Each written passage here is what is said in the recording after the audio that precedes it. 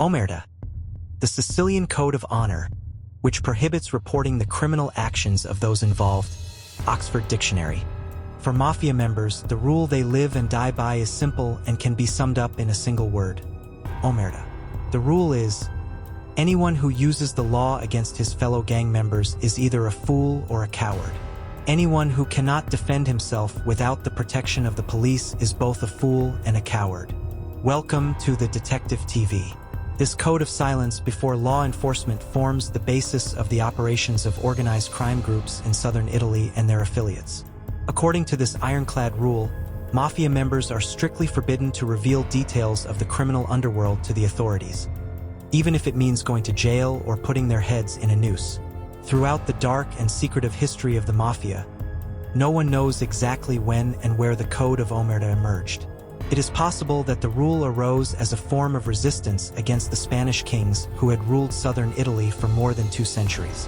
However, it is more likely that Omertà emerged organically as early criminal organizations were outlawed. By the early 19th century, the Kingdom of the Two Sicilies had collapsed. In the ensuing chaos, gangs of bandits began to act as private armies for those who could pay. This was the birth of the Mafia and the dawn of a culture that celebrated the class. After northern and southern Italy were united into a single kingdom in the 1860s, the reborn nation built a new court system and police force. As these organizations expanded southward, the organized clans found themselves facing powerful new rivals. In response, the uomini d'onore, or persons of honor, adopted a simple, brutal rule: never, under any circumstances, inform the authorities about criminal activities of any kind or by anyone, including sworn enemies. The penalty for violating this rule is death, without exception. Today, Omertà is more than just keeping quiet. It includes a complex set of unwritten rules that dictate loyalty and obedience to the Mafia. Omertà creates a climate of fear and intimidation that makes law enforcement efforts to gather evidence or obtain witness testimony against these criminal organizations almost futile. The Sicilian Mafia, also known as Cosa Nostra, is considered the quintessential embodiment of Omertà. Many famous cases demonstrate the terrifying power of the Code of Silence. The Camorra Mafia in the Campania region has its own version of Omertà, called Omertà Camorrista. An example of the consequences of breaking this rule is the assassination of journalist Giancarlo Ciani in 1985. Ciani exposed the activities of the Camorra and paid a heavy price for his courage. He was brutally murdered for refusing to keep quiet. The Calabrian 'Ndrangheta is also famous for its strict adherence to Omertà. In recent years, the 'Ndrangheta has gained international notoriety as one of the most powerful criminal organizations. A chilling example is the case of Leah Garofalo, a woman who managed to escape the 'Ndrangheta and become an informant. Her body was eventually found in a vat filled with acid. The case is a horrifying testament to the ruthlessness of the organization in enforcing Omertà. Italy's witness protection program has been largely unsuccessful because of Omertà. According to a report by the Italian Ministry of Justice, between 1987 and 2019, only about 30% of witnesses in the program were involved in mafia crimes. Fear of retaliation continues to hamper efforts to protect witnesses. Italy has consistently had low conviction rates in mafia-related cases, largely because of Omertà. A study by the Italian National Institute of Statistics found that, on average, only 10% of mafia-related crimes are convicted. Most cases end in acquittals or are dismissed due to lack of cooperation from witnesses. The economic power and influence of the Mafia extends beyond crime to legitimate business activities and is sustained by Omertà. Estimates suggest that the Italian Mafia generates an annual turnover of 150 billion euros, or around 9% of Italy's GDP. The Code of Silence allows these criminal organizations to penetrate various sectors of the economy, such as construction, agriculture, and finance. Overcoming Omertà remains a difficult task for the Italian authorities, but efforts have been made to weaken the Mafia's grip on society, with initiatives such as a continued strengthening of the Witness Protection Program, an education and awareness campaign to encourage citizens to break the Code of Silence and cooperate with the authorities, cooperation with states to combat transnational mafia activities. Yet Omertà remains deeply embedded in the fabric of Italian society. maintaining the power and influence of criminal organizations such as the Camorra and the 'Ndrangheta. Actual examples and statistics highlight the challenges faced by law enforcement in breaking this code of silence. Under the unified Kingdom of Italy, the southern provinces remained poor and many people emigrated in search of a new life. But along with many peaceful, law-abiding citizens who went abroad, there were also people with mafia connections. In many North American cities, people were reluctant to accept Italian immigrants. As a result, Italian immigrants felt they could not rely on the police or local authorities to represent or protect them. The poor neighborhoods where they lived were fertile ground for new mafia clans to grow. The communities where these clans emerged and made their living voluntarily followed the Omertà Code. For nearly 100 years, the American Mafia was a closed book to the police. The police could never force or persuade mobsters to talk about secret families. But that all changed in 1963. Almost a mafioso from a young age, Joseph Valachi eventually became a trusted protector of mob boss Vito Genovese. But in 1959, Valachi and Genovese were convicted of drug trafficking, an increasingly lucrative business at the time.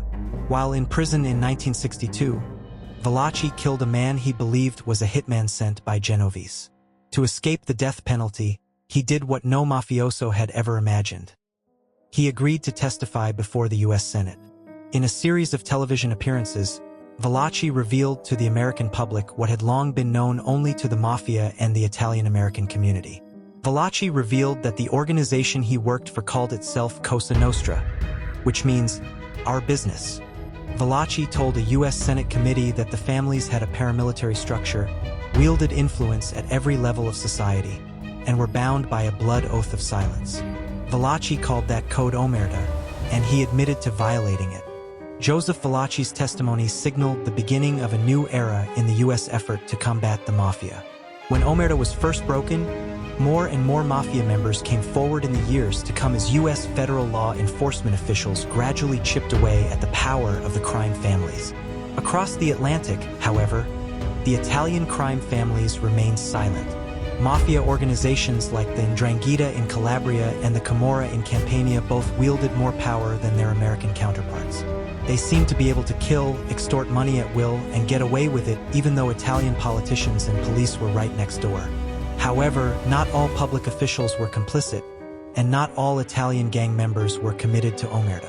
The Italian judges Giovanni Falcone and Paolo Borsellino did not set out to completely dismantle organized crime, but along the way they became aware of the true power, wealth, and extreme violence and brutality of the Sicilian Mafia. In the years that followed, the two judges sent hundreds of mafiosi to prison. But the biggest breakthrough came when a high-ranking mobster named Tommaso Buscetta agreed to testify after a particularly vicious mafia clan began systematically attacking his family, wiping them out. In 1982, mafia assassins murdered Buscetta's two sons, his brother, a brother-in-law, a son-in-law, four nephews, and many of his friends and allies. Buscetta broke up Omertà the following year. In an unprecedented testimony, Buscetta revealed a wealth of gang secrets to Judge Falcone, Borsellino, and the prosecutors. The judges knew the risks, and Buscetta himself warned, "First they will try to kill me, then you. They will keep trying until they succeed." True to his warning, both judges were killed in bombings in 1992. But on both sides of the Atlantic, the damage had been done to the Mafia. Buscetta's testimony dealt a heavy blow to the Sicilian Mafia families. In the United States, the testimony of Henry Hill, an associate of the Lucchese family, led to dozens of convictions. The final blow to the Omertà Code of Silence, at least in the eyes of the American government and public, came in 1991. In November of that year, Gambino Mafia boss Salvatore, Sammy the Bull Gravano agreed to turn over evidence. The information he provided to federal investigators marked the end of the Mafia's last era of fame.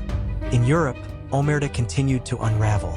In 2014, a series of arrests were made across the continent based on information provided by a Mafia widow. Agents arrested 16 suspected Mafia members in the Netherlands, Italy, and Germany on charges of smuggling cocaine across Europe. The suspects belonged to a clan in Rosarno, southern Italy, home to the notorious 'Ndrangheta crime organization. According to the BBC, The woman who gave the information to the authorities was married to a member of the Cacciola Mafia family, but in 2005 her husband committed suicide. She was then forced to live with members of his family and was virtually under house arrest. She was effectively a slave after being held responsible for her husband's suicide by his family. The woman eventually managed to send a text message for help and was rescued in a police raid. She then began cooperating with the authorities to arrest 16 suspected members of the Ndrangheta. The group has been charged with cocaine trafficking, kidnapping, and forced slavery. The breaches of the Code of Silence show that Omertà is not an inviolable code and that there are those willing to pay with their own blood. Thank you so much for watching. Don't forget to like, share, and subscribe if you enjoyed the content. And as always, feel free to leave your thoughts in the comments below. See you in the next one.